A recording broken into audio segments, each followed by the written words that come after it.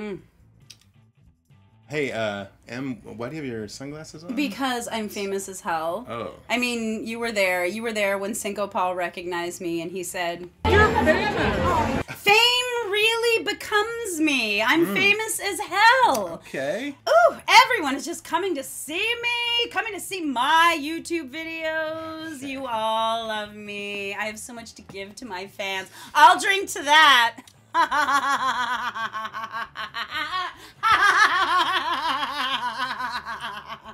So you know what you've become, right? A sour macaroon. You're like a sour macaroon. You're like a sourdough almond flour sour macaroon. You're like a sour macaroon, a sour macaroon, a sourdough almond flour sour macaroon. Well, greetings, Broadway babies. Hey, everybody. Welcome back. Yeah, we're back. We are back for episode 5 of Schmicago. And boy, oh boy, things are starting to ramp up. I think the plot is being set in motion. There's a lot of stuff going on. Hi, I'm Jeff. I spent 20 years in the musical theater business doing a bunch of shows that they lampoon in Schmicago. And I'm Emily. I'm a musical theater actor, director, producer, teacher, and I'm also a musical theater historian. So wow, What shit happened? is getting real in Oh, my Schmicago, God. baby. Yes, shit is getting intense for real. Yeah, it's really interesting. Josh and Melissa really thought they were bringing about some happy endings, and theirs might be in jeopardy at this Yeah, point. I just had a feeling that it might not be so cut and dry. This is the penultimate episode. It's episode 5, so there's only one more after this. So a lot of stuff gets set up in this quick little episode that I think is setting us up for a really fun finale next week. So let's talk about episode 5, Famous as Hell. How does it feel to be famous as So this episode was directed by Robert Luketic. It's our first one not directed by Alice Matthias. So she had a 4-episode streak directing, and now we got a new guy. He's got a lot of creds, it looks like.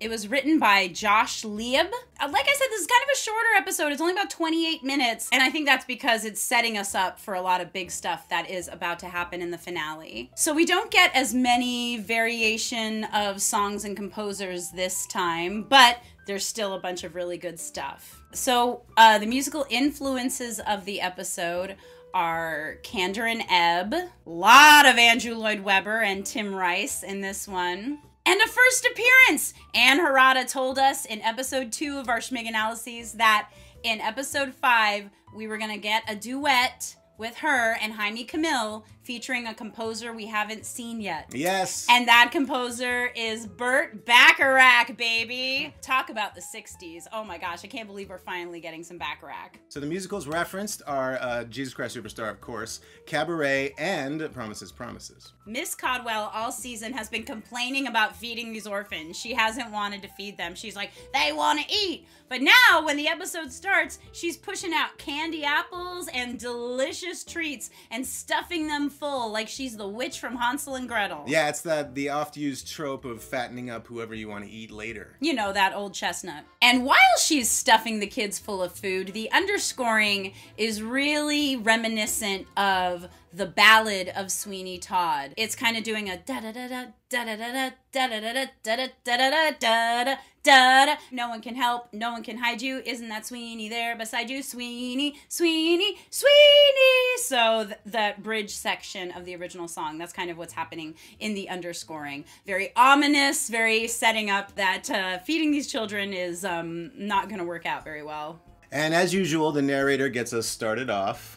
And Titus is particularly, he's making some really interesting choices. He's getting even more and more like kind of more shady as the episodes go on. Yeah, the narrator comes in as usual and sings his usual reprise of Schmicago. Only this time it's got that very familiar Sweeney Todd type orchestration to it. And during this, we catch up with all the characters. So Dooley is sharpening his knives. Miss Codwell is feeding the children.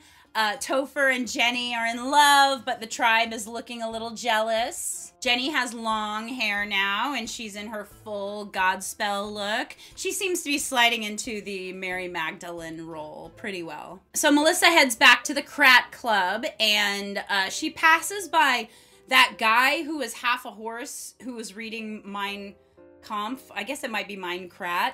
But she says, "Hi, Max." Yeah. And then she walks by another guy and says, "Hi, Fred."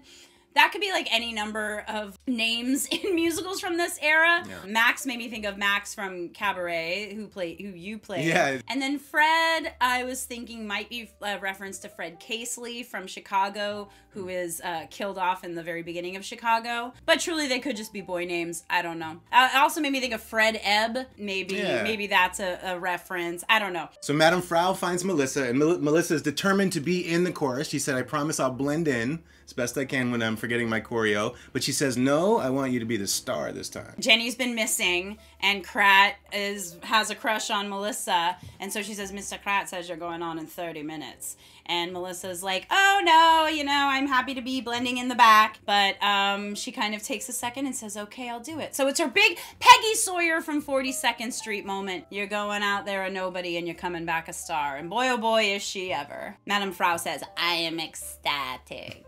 Great.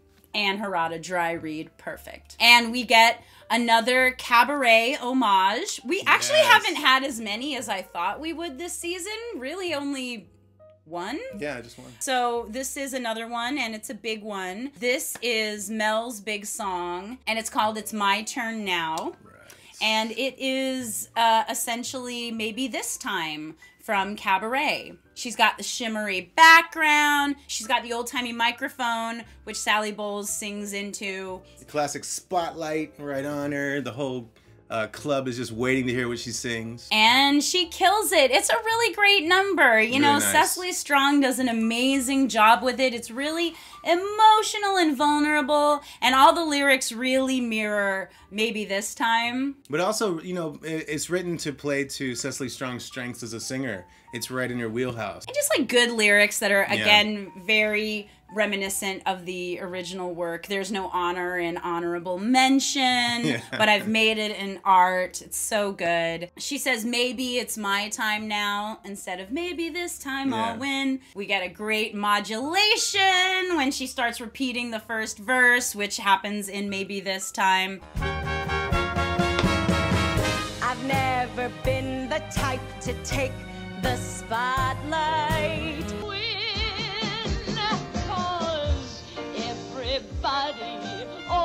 They love a winner. And it's so great to see Josh in the crowd getting Oliver Klempt. Oh my God, it's so sweet. So Josh is so proud of Melissa. She's a star at the Krat Club, and he heads out onto Lloyd Street, and the little tribe follows him, and they spot him, and they start following him, and they're like, "Topher's really distracted. He's distracted with his new girlfriend. We don't know what to do." And poor Marissa, the hippie, her foot is busted because she stepped on a piece of glass trying to hug a butterfly. So Josh kneels down to, clean her foot and fix it, because he's a doctor, and he washes it, but of course she looks at it and she's like, "I'm healed. I can walk." And anything with feet washing, of course, this is Jesus Christ Superstar going on. So yeah, it's a big thing in Superstar where Judas is he's upset that Mary is washing Jesus's feet in these kind of expensive oils, and he's like, "Don't you know we could have used that money for something good?" And it's sort of one of the impetuses for Judas to turn against Jesus eventually. But yeah, the feet washing thing, very big in Superstar. Marissa's like, "I can walk," and the narrator starts coming in and saying, "He healed the lame. It's a miracle." Oh, so yeah, he's just sort of pushing the story along. And he's trying to hype them up and trying to kind of get them to start worshiping Josh. And Josh is like, no, I don't know. I guess I can teach you a few things. Yeah. So the narrator sort of puppeteers this into action. And he goes off with the tribe. And then we cut to the narrator who's standing on the pole, and he's looking intently at the camera, and we hear a very familiar guitar groove.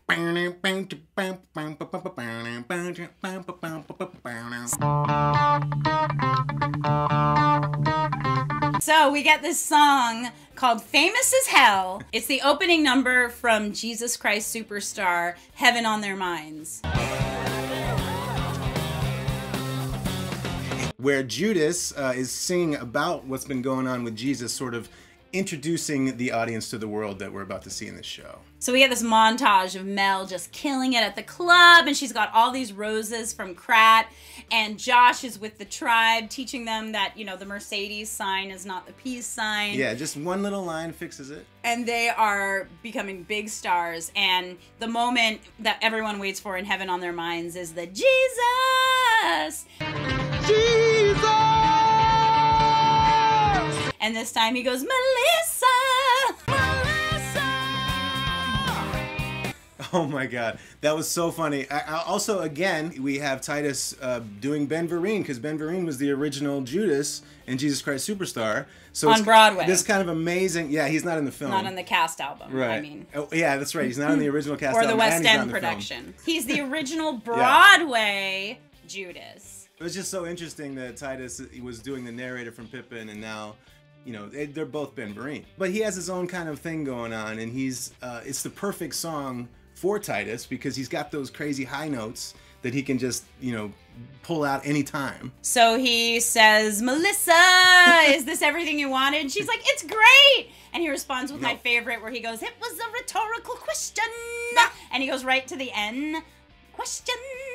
It's so freaking funny. It was a rhetorical question. It's like he did it at the first sing through and they're like, just do it that way every time. It's mostly Heaven on Their Minds, but there's other songs from Jesus Christ Superstar that's really pulling from. I think the chorus is really the song Superstar. Jesus Christ, Jesus Christ. He's going fame, fame. So that modulation is very much like the chorus of Superstar. Jesus Christ, Superstar. Fame, fame. But then there's a part where he goes, and the people say, and then the tribe is all cheering for Josh and Melissa and going, hey, hey, Josh, oh my gosh. And that to me really sounds like the stuff in Simon's song in Jesus Christ Superstar, the Christ you know I love you, touch me, Jesus. Yeah, that whole thing. I believe in you and God, so tell me that I'm saved. Yeah, that. So I think they took, I think Cinco took elements from all three of those and kind of put it together into this just banger of a song. Yeah, it really is epic. An added cool thing, which I know doesn't happen in Superstar because Andrew Lloyd Webber isn't really capable of this, but we get a really good, Famous as Hell becomes a very Act 1 finale style number where each character is layering their own theme on top of each other, and they all end up singing them together at the same time. So Jenny sees Mel performing, and she sings, now we're kaput. Topher sees Josh with the tribe and says, someone stole my doorway. Miss Codwell says, oh, they're good enough to eat. And she ends on this weird atonal note. It's not atonal, but this weird note, which kind of reminds me of the harmony for A Little Priest, because in A Little Priest, she sings a really, really weird harmony. So that's what it kind of reminded me of. And then Dooley says, kill them all. Of course, Krat has two birds with one stone. Birds with one stone. And then the best part, because she is our running gag, she is our Kenny dying. She finally got something else. Joanne from Company sings, I'll drink to that. I'll drink to that. When they all start singing their own themes together, I kind of only paid attention to her. And she's singing, yes, I'll drink to that. And then she says, everybody dies, and who wears a hat? You guys. It's all Company. Everybody rise. Does anyone still wear a hat? I saw one of my Twitter followers posted that they're fairly certain that the Joanne character is going to be the beggar woman. She's Dooley's supposedly dead wife. Yes, that would be perfect because she's kind of in plain sight the whole time. And then at the end, ooh, that's a good conspiracy. I mean, that would be that. That's not a conspiracy theory. It's a theory.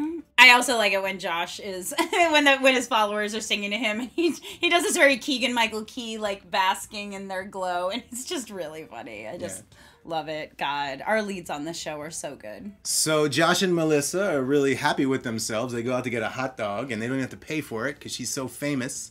But they're really sort of patting themselves on the back for all the good they've done in town. Yeah, they're like, we got Jenny with Topher, we got Miss Codwell with Dooley. They're like, well, we didn't solve Elsie's murder, but like, you know what? That might be a red herring. Yeah.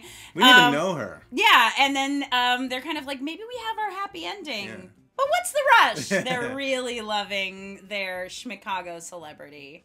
I'm loving it too. I don't want them to leave either. Josh does mention that he really likes teaching the tribe, so I think that's where his character's going. Oh, I think for he's sure. going to learn that he wants to be a teacher. So they return to the apartment. They're feeling good, but who should be there but Topher and Jenny, and they are pissed. They are so upset. The great things that have happened to Josh and Mel, in their opinion, they sort of usurped the positions of both of those characters. So I don't know what this song would be called. It's some kind of reprise, I think. Yeah. It is essentially this sequence from The Last Supper in Jesus Christ Superstar. Topher starts singing, and I have to tell you guys, I'm gonna try to cut it in here. He's looking at Josh, and he's honing in on Josh, and he's walking towards him, and he, instead of like going around the chair, he just walks on the chair and like climbs over it to walk to him. So again, that's very like any of these guys in these musicals. Yeah. But I was wheezing, you guys. I was laughing so hard last night when I saw him do it. I had to rewind it. It was so freaking funny. I don't know why it tickled me so much. It was just hilarious. But he's like, you betrayed me. Yeah. It was so cool because I thought we were kind of done with what we had gotten so far of Superstar, but then we get even more, like when Judas and Jesus sort of like really have it out in the second act. And Judas is like, the saddest part of all, someone has to turn you in. Tveit is like, you betrayed me, you egomaniac. Yeah. And Josh is like, it's not my fault, they chose me. And it's so funny because he sings it with such gusto. And Mel kind of looks at him like, where did this come from? But Topher is having none of it. He says, is that supposed to make me feel better? Because it doesn't. Why don't we let Tveit be funny more? He is so funny in this sequence. I mean, he's been funny in all of Schmigadoon, but like Topher is really letting you see like how hilarious this guy can be. So Topher says, did you think that would make me feel better? Because it doesn't. And then he goes, it made me feel the exact opposite. And this I think is just a general cut at Tim Rice's lyrical style at the time. Sometimes you look at the lyrics in Superstar and you're like, that's just a sentence. That doesn't really feel like a lyric, but there you have it. He's like, that doesn't make me feel better. It makes me feel the opposite. Yeah, whatever the I opposite actually is. don't like what you just said. He sings some high notes. You betrayed me. And he does a dramatic turn away. Yeah. And then he comes back to Josh to really hit him with a gut punch of an insult. Okay, so one of the things that Judas says to Jesus when he's about to storm out and betray him is, you're a jaded mandarin, like a jaded, faded, jaded mandarin. He just says faded, jaded, faded. He does. Like a faded mandarin. Tim Rice, baby. I looked it up. A jaded mandarin is like a sage person who's jaded. But what I always thought sort of was that was like kind of placeholder lyric, and then he was going to figure out some other rhymes, No. and then he just didn't get back to it. But Cinco did. So Topher turns back to Yeah. Josh and really hits him where it hurts with Sour macaroon, you're a sour macaroon. You're a sourdough almond flour, sour macaroon. and it's really great. Every time he says it, like it's such a deep insult. You're a sour macaroon. Jenny's like, Yeah. like, and Josh is kind of like, what does that mean? What? Because it's a weird lyric, and so is Jaded Mandarin. I just think it's so funny because that part of Superstar sometimes pops into my head on occasion for no real reason. But I just love that Cinco Paul put that in. And sour macaroon is kind of just the perfect nonsensical equivalent.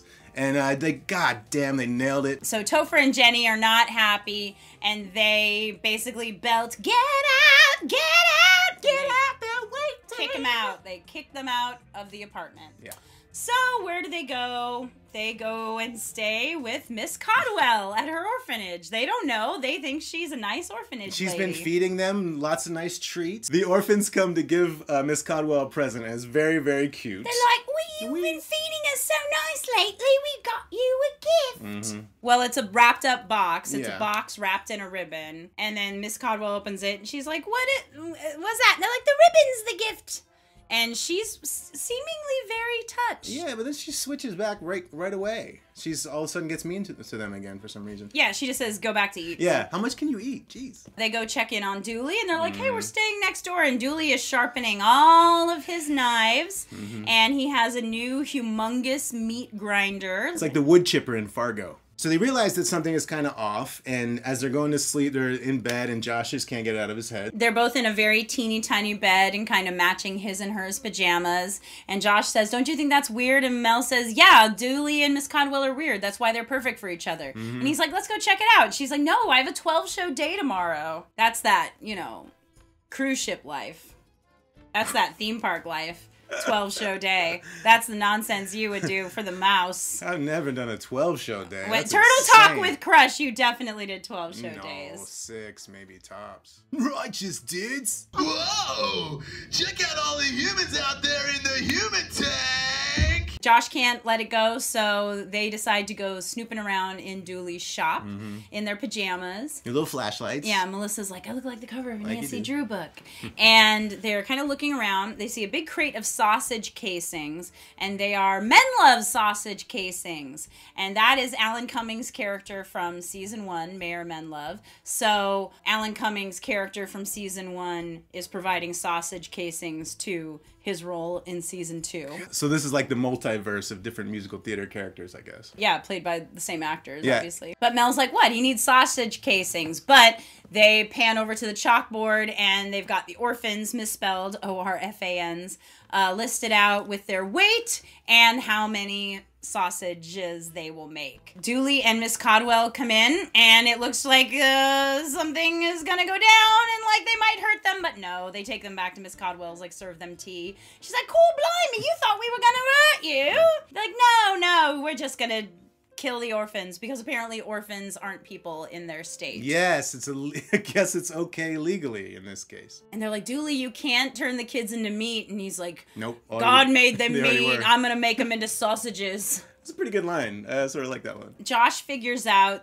he's like, oh, this is a classic case of projection. You want to get to Krat, but instead you're taking it out on these orphans. Yeah. And that's essentially what a lot of the murders are in Sweeney Todd. He can't get to the judge, so in Epiphany he says, and I will get him back even as he gloats. In the meantime, I'll practice on less honorable throats, which is why he just starts killing guys who come into his shop. So that is what's happening here, except instead of, less honorable throats, he wants to kill children. So even Sweeney never killed children. Josh pulls Melissa over for a sidebar, and he's sidebar. like, oh, hey, this guy's Sweeney Todd. Even I know Yeah. he's Sweeney Todd Yeah. because Sweeney Todd kills people. And Melissa, like I told you guys, didn't know that because she never finished seeing the musical. So, hey. So he says, okay, well, so what we should do is deliver Krat to him. And Krat's got a crush on you, Melissa, so can you make this happen? And she waffles. She's like, I don't know. And they're like, he's a bad guy. He's a murderer. Yeah. So she basically agrees and says, okay, if we can get you and Krat in the same room, will you please just hold off on killing the orphans? And Dooley says to Miss Codwell, I know you had your heart set on killing them, but I think we have to do this. And she has this great moment where she kind of touches her hair, and you realize she has the ribbon in her hair. So she's changing her mind. And she says, whatever makes you happy, Mr. Blythe. So she's starting to feel something for the little orphans. They are very cute, those little Vancouver kids. So back at the club we go. There's this garish set of twins who are doing this little act on the stage. They're like older and their faces are painted all white. I saw in the credits that they're called the Bernstein twins or the Oh. Bernstein sisters. So that has to be Leonard Bernstein. Bernstein. Yeah. So there they are. But they're kind of gross and creepy, kind of like how all the acts are at the Kit Kat Club in Yeah. Cabaret. And Sergeant Rivera is sitting with Krat. This poor And guy. Madame Frau is behind the bar, and she notices Sergeant Rivera trying to say something to Krat, and Krat says, no, go! Go! Why is he And so so- short with him all the time? Jeez. And so he goes to the bar to talk to Madame Frau. Now, you have a theory about Sergeant Rivera. I do. Early, I think it might have been in the second episode, he said to Mel that she's lucky to dance at the club because not everyone who wants to gets the opportunity. And then later when they were dancing or when they were performing their number, they kept cutting to him and showing him like sort of Like kind of dancing in his seat a little and bit. a little, like that. he was a little jealous. So then when he was watching later on that night, they kept cutting to him, and he just looked a little like he wishes that was him. Sergeant Rivera just wants to dance. To dance. And he like, just wants to dance. I feel like that's what's going to happen, and that's how he's going to stick it to Krat, his uncle, who really is not very nice to him. You know, again and again, he's short with them.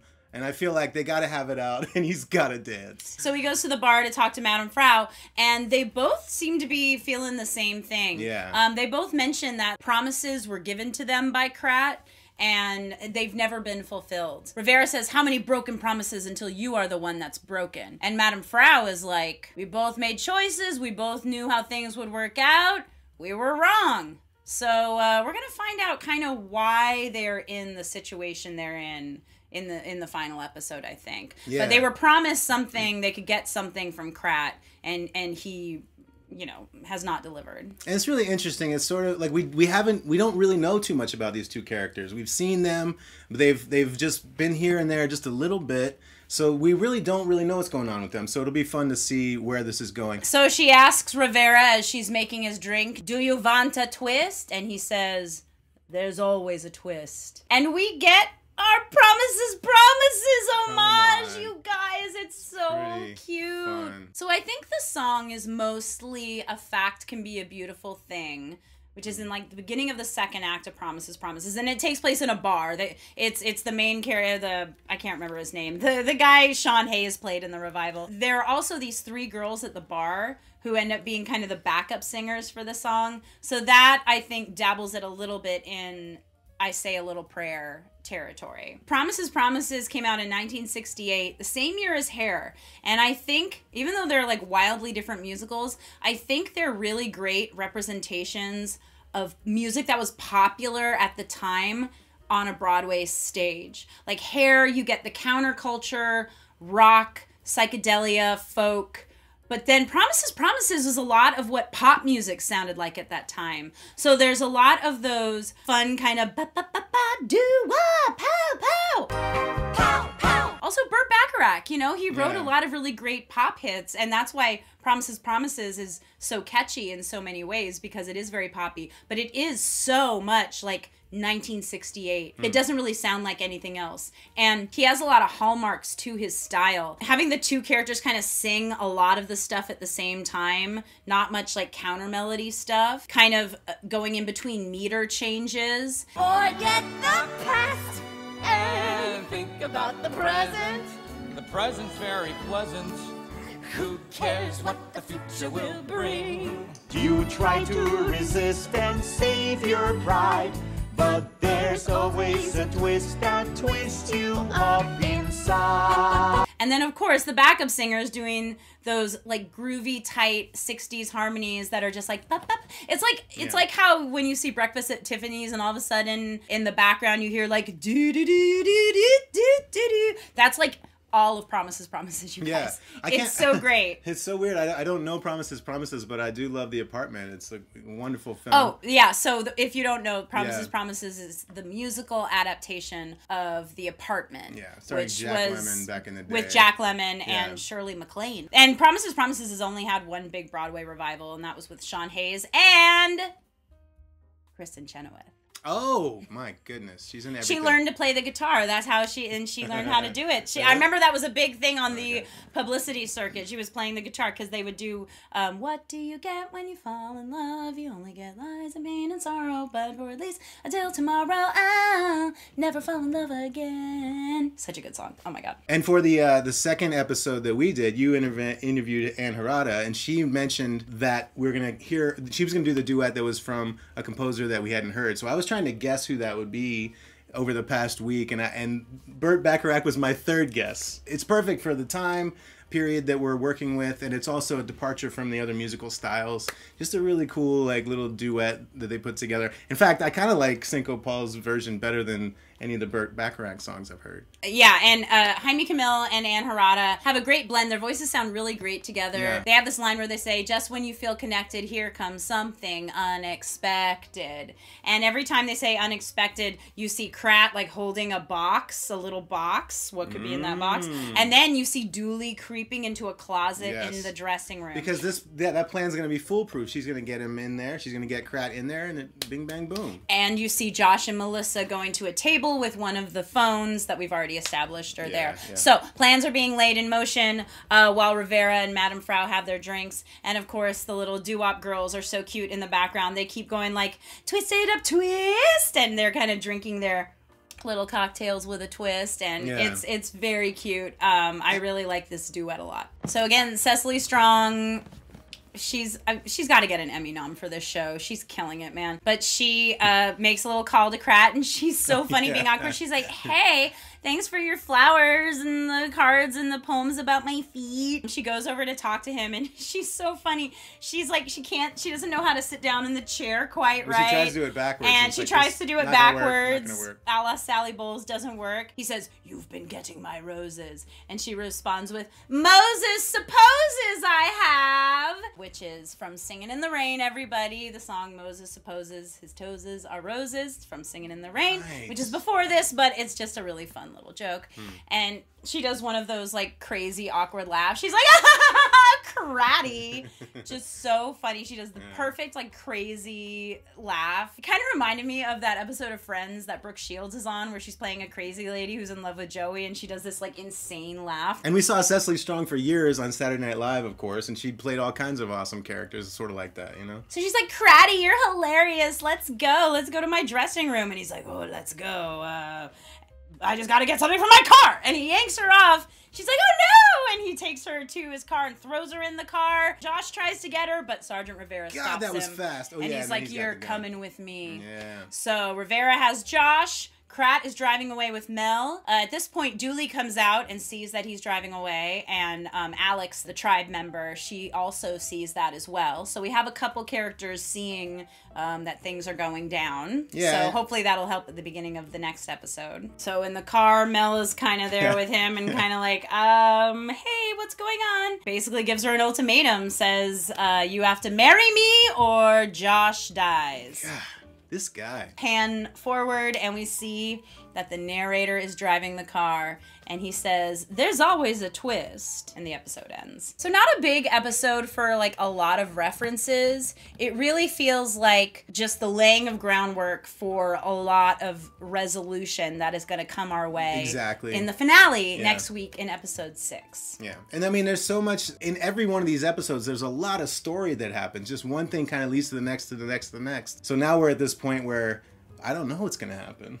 What do you think's going to happen? I don't know.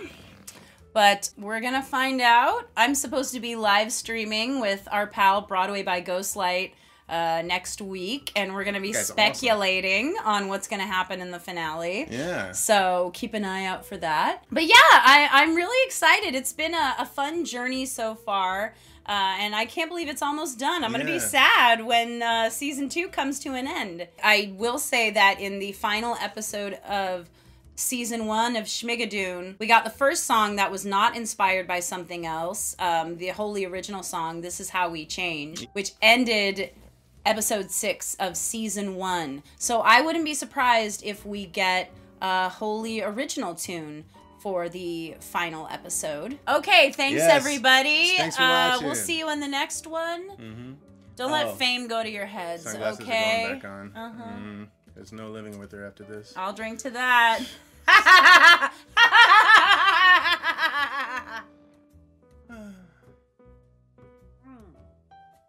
Twist. Christmas is supposed to be